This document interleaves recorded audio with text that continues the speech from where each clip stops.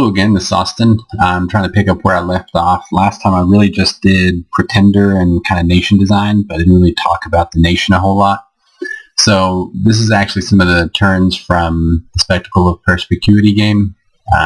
We'll look at the turns themselves a little later on.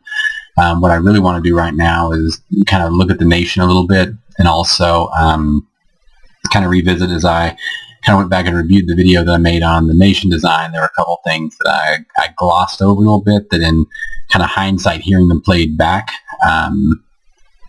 not sure was, really portraying the right message necessarily. So one of the things that I mentioned was how on my Pretender design I took Astral 4 and Water 4, and those were kind of luxuries or weren't necessarily entirely necessarily even the wisest picks.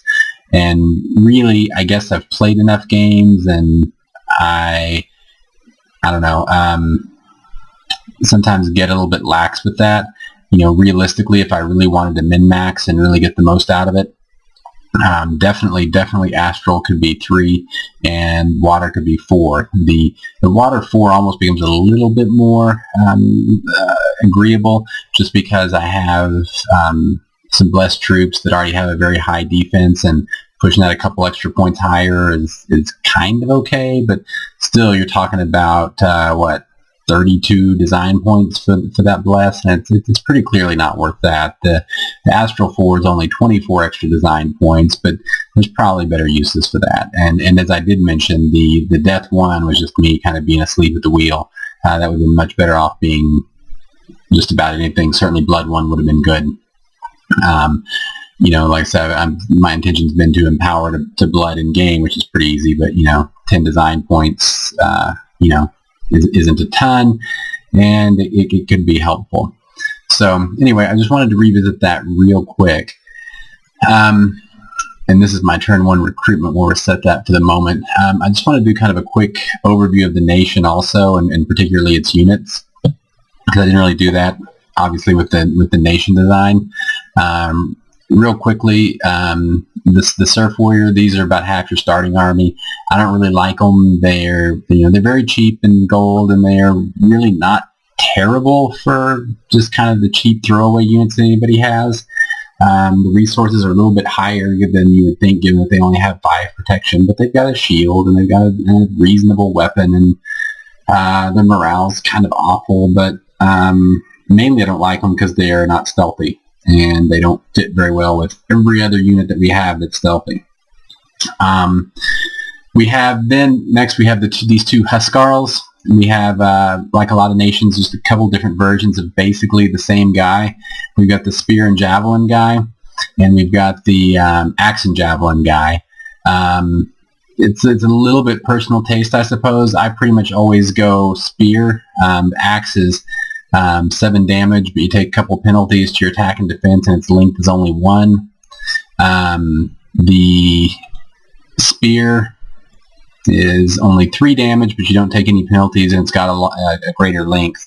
There are definitely times when you'd prefer to take the Axe if you're fighting some giants or other units where you get in the odd spot where you just need those extra points of damage to really do some good. For the most part, though, I kind of like the extra, not having the penalty on my attack and defense, and the little extra length on the weapon. I tend to like.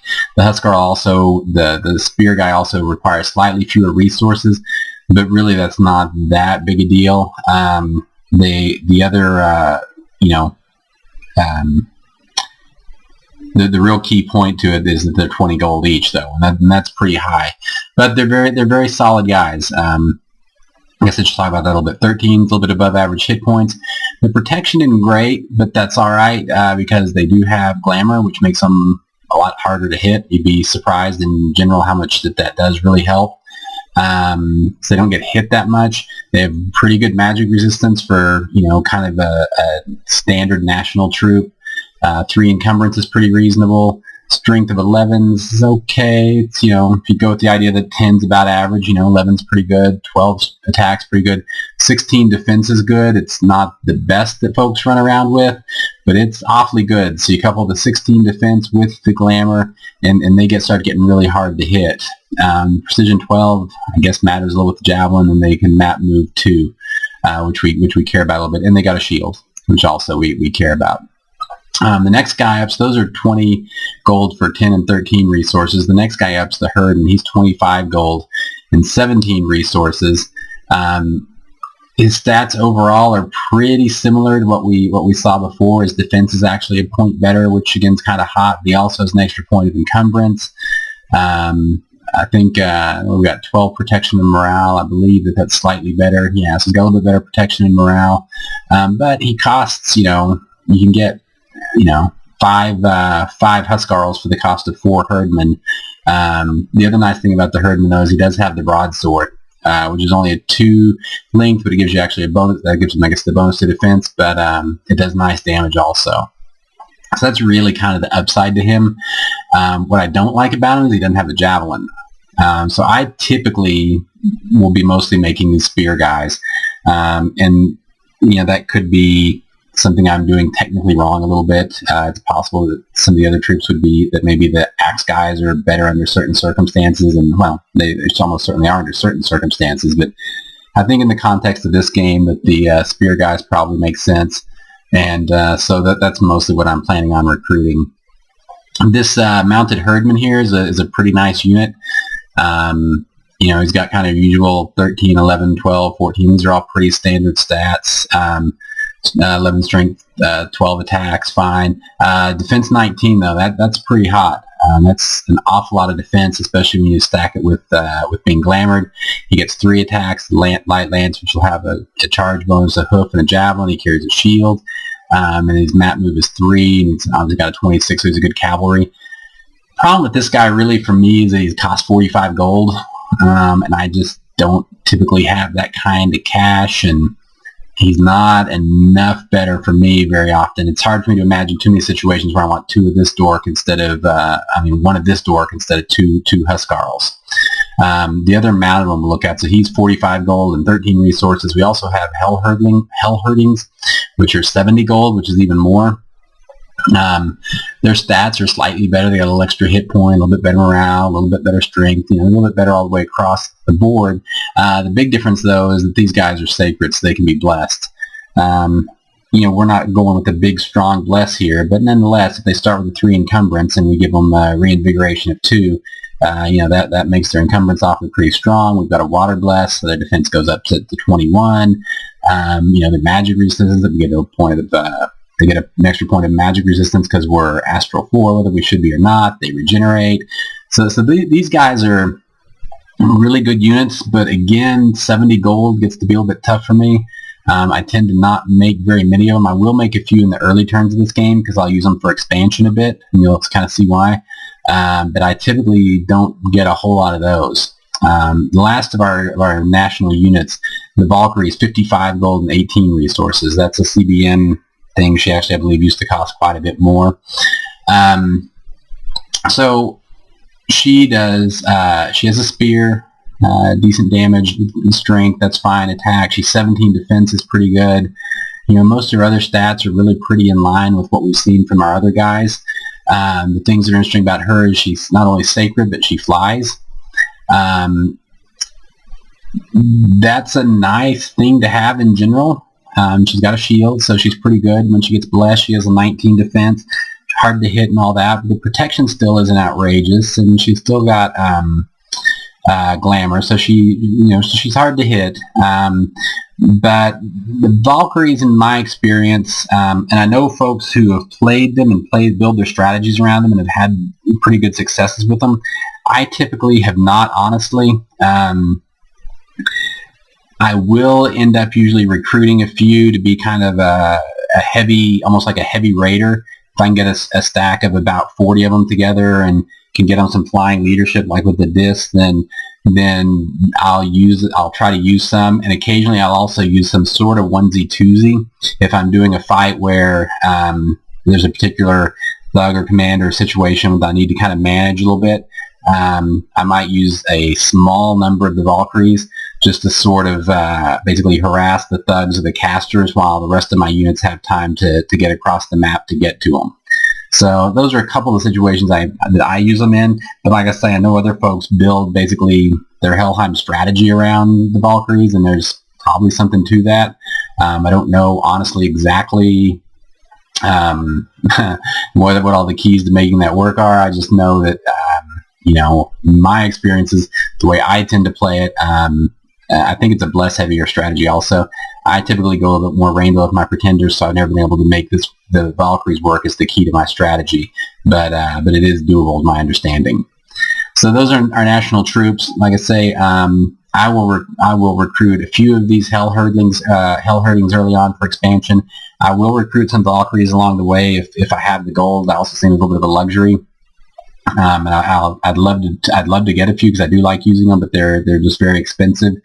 And in middling amounts, I find that they get kind of a little bit neither here nor there. They're too expensive and fragile to use by themselves in middling amounts, but too powerful to use just as a simple raider. So I usually use just a couple of them at a time or try to get a decent mass of them. So a few Hell Herdings early, Valkyries try to build them up over the course of the game. But these Huskarls, the Spear Huskarls, will be really the mainstay troops that I use.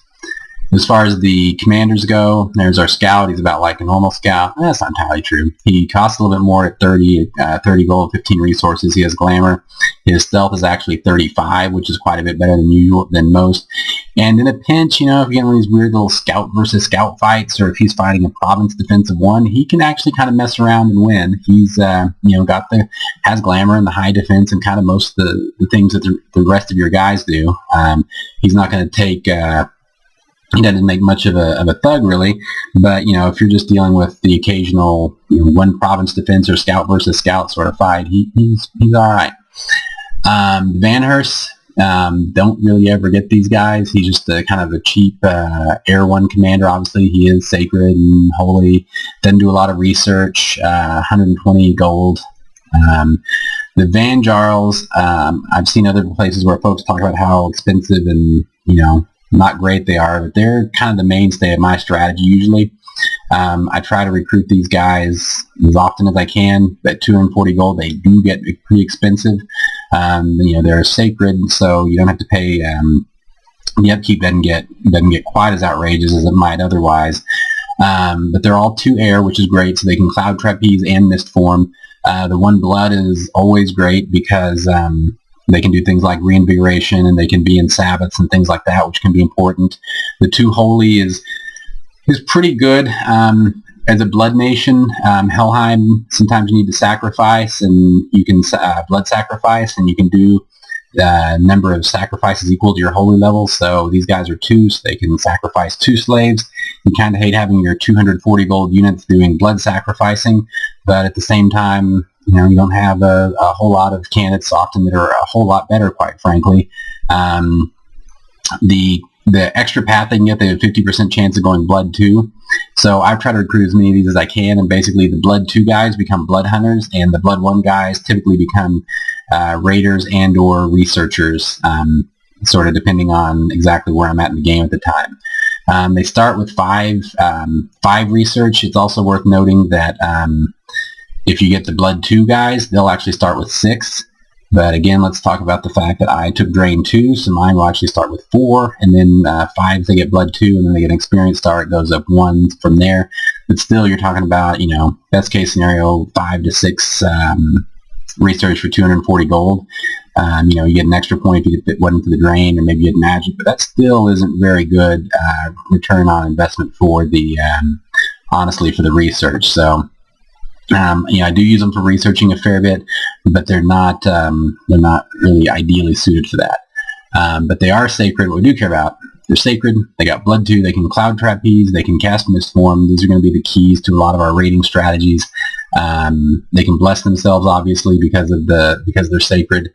They have only 15 hit points, which isn't so great.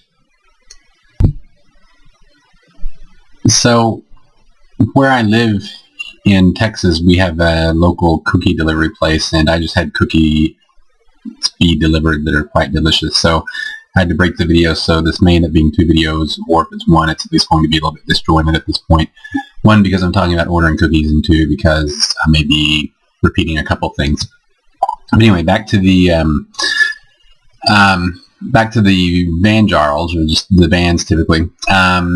They're fantastic raiders. Their stats, they got 15 hit points, which isn't great. It's probably the weakness. Their protection's 11. That's usually not a huge problem. You might like it to be a little bit better, but really they don't get hit a whole lot. If they get hit, typically it doesn't matter. It's sorts of things where they are getting hit and taking damage. They don't have enough hit points that it really matters a lot. These aren't, guys that you're massing up like your regular troops where you got 50 of them and the protection starts to really matter. It doesn't really matter a whole lot for these guys. Their 14 morale is pretty good. Magic resistance of 17, which, once they get blessed becomes, in this case, 18. They got 13 strength, which is nice. They've also got the broadsword, so you're talking about 19 damage. Their attack is 14. It's pretty good. It hits, most, of course, national troops, and certainly is good for raiding province defense and everything. And then the other big deal is they got 22 defense by default. Once they get a star, that goes to 23. With our water 4 bless, in this case, it goes to 25. That makes them, that plus the glamour makes them very, very difficult to hit. So they make really good raiders in that sense. Just for, if you're just raiding province defense, or even, honestly, I've killed over 100 guys with 1 Banjarl and 1 attack with a firebrand and a shield and that sort of thing. Their encumbrance is only 3, which is also great. With our little Earth 4 bless, that'll give 2 points of reinvigoration. Typically what I'll do for these guys is, I don't have one, I'd actually just do it real quick and show you, but I typically, once I have the needed research, it's often it can just be, especially if I'm just raiding some province defense that isn't that heavy, one of these guys naked with no gear, just as a blessing in a mist form. I'll put him in the back corner, I'll show you in a little bit. Have them wait, cast those 2 spells, wait 3 turns, and attack closest enemy, and they can kill just about any, again, normal province defense, and really lots of national troops also, if they're not really supported properly with mages or, or other units. There are a few exceptions to this. There are a few, units that can still be dangerous. It's also worth mentioning, I suppose, the 16 precision. Obviously, that's a pretty good number on precision. It's not so much that we care about it because of their javelin. We really care about it because we might want to get them in a spot later on where they might be spamming thunder strike or lightning bolt or lightning or something like that, and that high precision helps out a lot. They've also got a nice leadership, so they can ferry lots of troops around. They can do a few magic units. One thing that's kind of a bummer, the undead units, each point of blood gets you 5, so the blood 2 guys can ferry 10 around. From time to time, I kind of wish I could ferry more undead around than these guys can do normally. As far as their slots go, it's worth noting that they do not have a foot slot. It usually doesn't come up, especially on the Banjarls. It does on some of the guys later on. You wish they had a foot slot. But these guys are fine just naked, basically doing all sorts of raiding. If you're doing something a little bit heavier duty, a vine shield, or preferably a shield of gleaming gold and a brand, either a firebrand or a frost brand, goes a long ways. You can also add a girdle or something like that if you don't have an Earth 4 bless or higher, or if you just really, really are concerned about the fatigue for some reason, you can add something like that. But I seldom add more than that. Just for everyday raiding, like I say, I usually just go naked with them. The other unit's the Hellcarl. He's not real interesting. He's kind of the death version of the guy we looked at a minute ago, that the 120 gold white horse. And by the way, I should also mention, these first 2, Vanheim has these too. These are the same as Vanheim's, except Vanheim's can sail, which can be pretty clutch in certain maps and certain situations. People underrate sailing, and they don't factor it in very well. And if you are thinking about it a lot and are cognizant of it, you can really throw some people off. Anyway, the Hellcarls are about the same as the Van Herses. They cost about the same in gold. They're 1 death instead of 1 air, but otherwise their stats are all pretty similar. That might be a little bit more defense. Again, don't really recruit very many of these guys. There's just not much reason to, really. The Dis, which I'm sure is pronounced in some dramatically cooler way, is somewhat interesting. Defense, we get up to 22 on defense now, which as we talked about before, is pretty good. The other stats are all pretty solid, 180 golds in between. What I like about them is their leadership. They actually have 30 undead, and I often will have some vampires or some other undead I want to cart around. So they're pretty good at that. And with the vampires in particular, also you'll notice these guys fly. So as most flying units do, they have map move 3, so they can shuttle a lot of vampires around. You give them one of the skull staff to get their death up from 1 to 2, and suddenly they can cart 60 vampires around, and they're pretty good. It's a bummer that they've only got the 1 point of air, so you can't misform them without giving them a gem. Sometimes I do still will give them a gem though, to have them misform, and they can do raiding. I'll also use these guys often to lead Valkyries. If I'm putting a little group of those together to go raiding, they're very good for that. They're also holy, so they can bless your Valks and everything. They're 25 on their stealth is pretty good. They're sacred, so they get blessed. So again, now our 22 defense becomes 24. You get a star, it becomes 25. Some of these things get pretty good. And all around, they're really pretty good units. The lack of being able to misform without a gem or without some help is unfortunate, but usually I like to use them a little bit more for kind of raiding and for really leading other things like Valkyries or vampires or something like that. So I don't love these guys, and again, their 4 research isn't that great. They're only the priest level 1 isn't that great, so they don't blood sack very well. So I'll usually end up, over the course of the game, I'll recruit a few of these. They're also capital only, which I should mention. The Vanjarl is not. You can recruit that guy anywhere. So that's one of the reasons why he's kind of the mainstay of my raiding troops. The Dis is capital only. And so if you're recruiting one of her, you're not recruiting something else that you might be, would be better off recruiting, such as the Hengadrot, which is, I'm sure, also being mangled. They're quite expensive at 350 gold. Their stats really aren't dramatically better than a Vanjarl's, really. They have a little bit higher magic resistance and a little bit higher attack and strength, maybe. But everything else is about the same. They do have a lot more undead leadership because they have more paths in death. And that's really the big difference. So they got the same 2 air, but they have at least 3 death. They're 2 holy, just like the Vanjarls. Your extra paths can be, honestly, air, earth, death, and blood, and you get the 10% chance of getting the other one. So by default, you're going to get 8 points of research out of them before you start counting things like experience and drain or magic scales.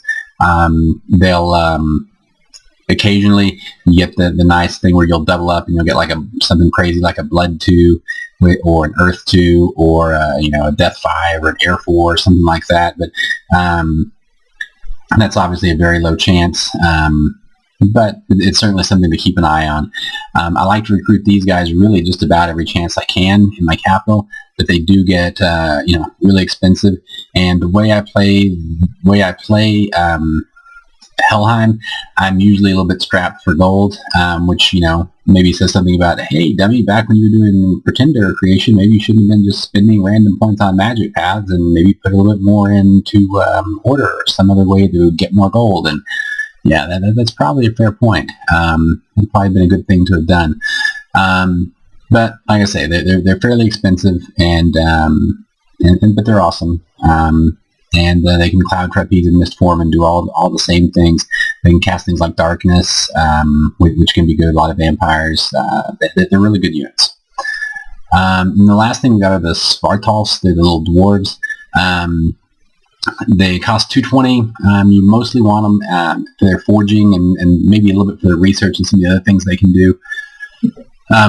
They're about the only units you have that aren't stealthy. Their map move is only 2. They're really, obviously, they're mages. They're not fighters, as you can see by most of these stats, although they have decent morale and magic resistance, and their strength's actually fairly high.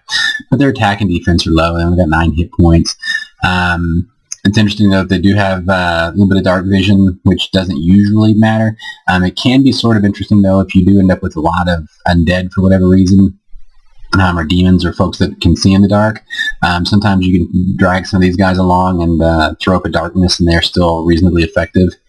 They always have 2 earth, 2 death, and then they get another. They don't have any 10% chances. They always get another one of the same kind of fire, air, earth, and death. And this is where earlier when I took the point of death on my pretender, I just wasn't thinking about the fact that these guys had fire and death. So they can be up to 3 in death or earth, and or they can be 2/2 with a fire or air. We're really interested in that, though, because of this, the forge bonus. They get a 25% bonus on forging, and it's funny. It seems I've been playing a game, subbing on a game recently where I'm who am I? Aryu, I guess. Whatever middle-aged TNN is, yeah, Aryu, and they only get a 20% forge bonus instead of the 25% forge bonus here. And it makes a huge difference for a lot of things you want to do, because a lot of things that you want to forge are, things that cost 5 gems. They cost, more than 1 gem, but 5 each. So, a frost brand is 5 gems. A shield of gleaming gold is, I think, 5 fire and 5 earth. Fire brand, I believe, is also 5 and 5.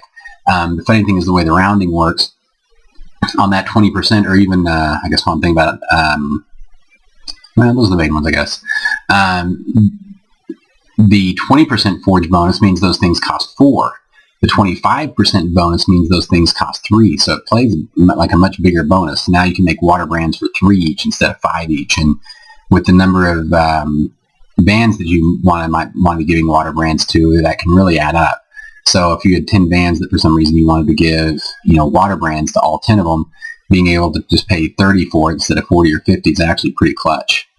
Although they don't have water, but we might do empowered one, I guess. Or we could talk about fire brands. The point is that the rounding being at 25% means that things that cost 5 instead of costing 5 only cost 3. And so that's also really important. So, and these guys are actually good combat casters, kind of battle mage types. I'll talk about that a little bit later on, kind of how I like to use them in those situations. Their map move makes them a little more difficult to get around. The fact they can't, they're not stealthy. And they also have certainly not great research, 7 for 220, and, again, you put some drain on top of that, and it starts to get really ugly. But they're not a disaster. I'll recruit a lot of these guys usually early on. 1, because I can't afford the Hangedrots, and 2, because I want to try to get kind of all the different combinations, all the different random paths. And as far as, sort of an early game mainstay researcher, they're pretty important for me. I'll be making a lot of Skull Mentors, which normally cost 10. These guys can knock them out for 7. And that's how I'll be doing a lot of my research. So I need to have a few of these guys early on to kind of do that. Oh, and I should also mention, and I don't do that very much in this game, and I really don't do it a lot, honestly, in a lot of games. I should probably do it more, and I'm kind of the oddball for doing it less. But they also make decent early site searchers, especially if you get something like, in our case, particularly the fire guys, because we don't have fire income. We don't have any other way to really find fire sites, and I'm making this video as I'm on turn 35 of the game, and man, I just am having no luck getting fire sites. Fire gems, or fire income is a real problem for me. So if I'd use these guys a little more aggressively early on to search out some fire sites, that might have helped. It's just as difficult, especially when it's only 1 point of fire. It's very difficult to get real excited to send them out because manual site searching seems so slow. But I've had a really difficult time with fire income in this game, so it probably would have been good. So I think that's more than anybody would ever want to know about the... I should also mention these guys are capital only. The dwarves are capital only. and so are your two sacred units. I guess we can look here and see. So the Valkyrie, the Hellherding, the Dis, and the Hangedrots are all capital only, as are the Spartals. So that's our capital only, and as you also see, I guess, for our default gym income is 1 air, 1 earth, and 4 deaths. So we get pretty good, and you can see up here also pretty good death income. So with that, I think I'm going to go grab another cookie, and I also delivered some ice cream with it, which was quite good. And then maybe I'll come back and see if I can stitch these two videos together. If not, they'll be released separately. And then I'll also try to go through the first few turns in the course of 2 or 3 videos. Kind of get the actual game itself going and blather on less about some of the kind of pre-game strategy. So that's it for now, and I'll be back after teas.